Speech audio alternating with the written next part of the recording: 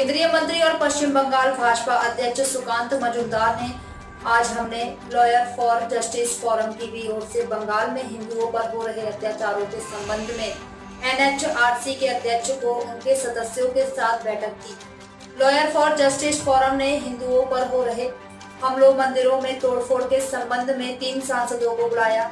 हमने मानवाधिकार उल्लंघन की घटनाओं के बारे में एनएचआरसी को अवगत कराया। हमने आयोग से बंगाल का दौरा करने और पीड़ित हिंदू लोगों से मिलने का अनुरोध किया। में जो मालदा डिस्ट्रिक्ट के मोथाबाड़ी में जो घटना घटी, इसको लेकर लॉयर्स फॉर जस्टिस उनके फोरम के तरफ से हमें बुलाया गया था। हम 3 सांसद, मालदा से खगेन मुर्मू जी, उत्तर मालदा से, रानाघाट से हमारे जगन्नाथ सरकार जी, और मैं बंगाल के बालूरघाट क्षेत्र से सांसद, ये तीनों सांसद उनके साथ यानी लॉयर्स फॉर जस्टिस फोरम के साथ हम एनएचआरसी से मुलाकात किए और एनएचआरसी को अवगत कराया कि बंगाल में एक के बाद एक ऐसी मानवाधिकार उल्लंघन की घटनाएं घट रही है।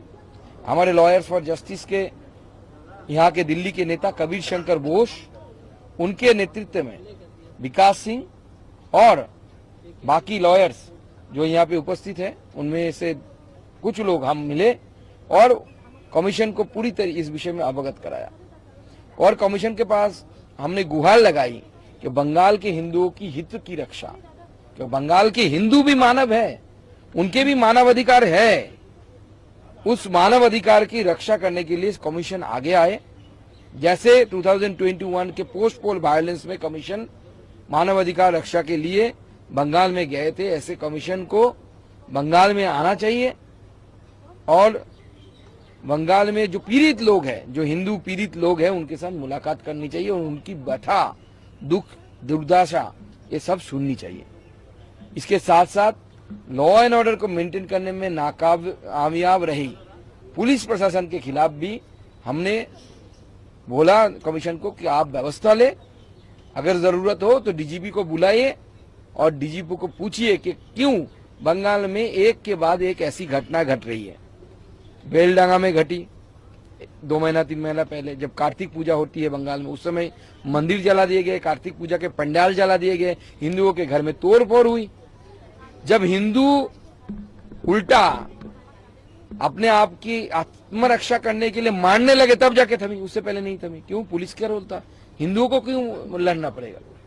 ये तो पुलिस का रोल था कि पुलिस को चुप करना था। उसके बाद नौदा में घटी, फिर इस बार नौदा में घटी, मालदा में घटी।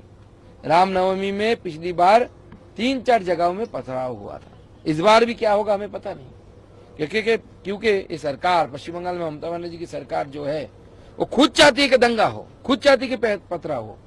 आप बोलेंगे क्यों, कैसे बोलते हैं? क्योंकि पिछली बार जो वर्डिक्ट आया था हाई कोर्ट का, उस वर्डिक्ट में कोर्ट ने सजेशन दिया था, आपको शायद याद है, कि अगर राज्य सरकार को लगता है कि लॉ एंड ऑर्डर मेंटेन करने में उनको केंद्र की सहायता चाहिए तो आप सेंट्रल फोर्सेस, पैरामिलिट्री फोर्सेस बुलाइए और उसका डिप्लॉयमेंट करिए।